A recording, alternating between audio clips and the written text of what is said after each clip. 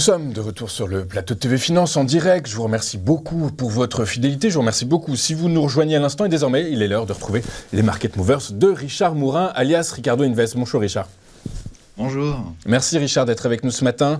Richard, dans vos Market Movers, on va continuer à parler du luxe, toujours ce match France-Italie que vous goûtez particulièrement. On va commencer donc vos Market Movers avec le titre d'Hermès International. Hermès International, dont les analyses financiers pour la plupart sont neutres, ne se mouillent pas. Est-ce que vous pouvez nous donner un peu plus de directionnel ? Alors là encore, je vais les rejoindre à vrai dire, c'est qu'Hermès effectivement peut être neutre. C'est une neutralité positive quand même, faut quand même le préciser. Et la société Hermès, c'est vraiment, je crois, la pépite française dans l'absolu. En tout cas, c'est mon avis personnel. Et une société qui ne déçoit jamais. Donc à partir de ce moment-là, je crois qu'on n'a pas grand-chose à dire finalement d'autre sur le sujet. Ce qui est intéressant, c'est de savoir que c'est une société qui pèse à peu près 13 milliards d'euros sur 2023. Donc c'est quand même une grosse société dans le luxe qui a été créée en 1837 par Thierry Hermès et qui avait commencé par de la sellerie. C'est un maroquinier, on va dire. Enfin, c'est pas un maroquinier parce que c'était quelqu'un qui faisait des éléments de cuir pour les calèches, pour les chevaux. Donc, d'où le logo. Finalement, c'est l'histoire du logo est écrite dans ce qu'il faisait. Et puis, l'évolution de la société a fait qu'on la connaît bien avec des best-sellers. Le sac Kelly qui a été créé en 1935 et puis aussi le carré Hermès, le fameux foulard en cachemire. On reviendra sur le cachemire dans la deuxième société dont on parlera. Et puis le tout dernier, c'est le sac que j'avais mis en photo, qui est le sac Birkin, qui est un succès exceptionnel avec des prix, je dirais, qui sont pas du tout atteignables pour le commun des mortels. Mais voilà, c'est 300 boutiques aujourd'hui dans le monde et Hermès, c'est vraiment une success story qui a presque 2 siècles maintenant et qui ne se renie pas. Graphiquement, c'est une société, on voit bien, j'ai envie de dire, il y a rien à dire. Les investisseurs long terme n'ont aucune inquiétude à avoir, mais je dirais qu'on arrive sur des niveaux de prix qui sont chamaillés un petit peu, mais on voit bien qu'Hermès ne baisse pas.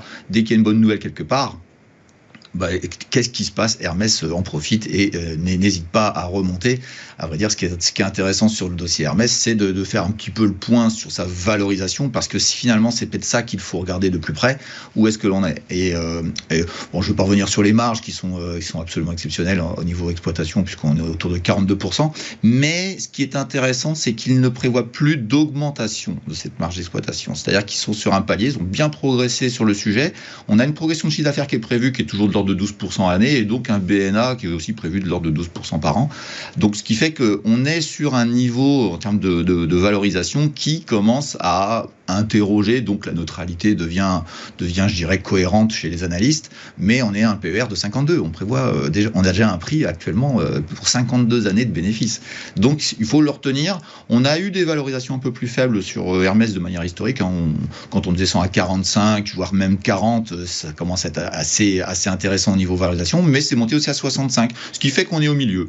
Et donc c'est le graphique ensuite qui va s'exprimer. Et ce que je trouve intéressant sur Hermès, et notamment dans le daily, c'est la news hier des chiffres de LVMH qui fait qu'on a eu une accélération hier et on a buté sur un petit gap que j'ai noté sur le graphe qui est assez perspicace et qui pour moi fait que l'oblique que j'ai tracé en rouge qu'on aperçoit et qu'elle a touché exactement hier me paraît perspicace. Donc une accélération dessus me ferait dire on repart à la hausse, mais la tendance des marchés, la tendance d'une Chine où on a des questionnements fait que LVMH se pose des questions, on est plus ou moins mi-figue mi-raisin, fait que je dirais que le dossier a besoin de respirer. Et je voudrais revenir sur la hausse qu'on a vue, qu'on aperçoit avec pas mal de gaps. Alors les gaps, c'est très simple. Et je trouve que c'est un exemple d'éducation sur la notion des gaps, puisque le premier gap est un gap d'extraction, celui qui est le plus bas, le plus grand. Et après, on a des gaps communs qui ne sont pas rebouchés. On laisse la tendance continuer. Et j'ai mis une petite flèche sur le tout dernier qu'on aperçoit qui est tout petit et qui annonce, je dirais, un essoufflement. Et ça s'appelle un gap d'essoufflement. Et j'ai trouvé que c'était un bel exemple éducatif pour exprimer ce que sont les gaps et une tendance avec des gaps et une fin de tendance. Et j'ai un sentiment que la neutralité, même graphique, c'est ce qui nous est proposé aujourd'hui.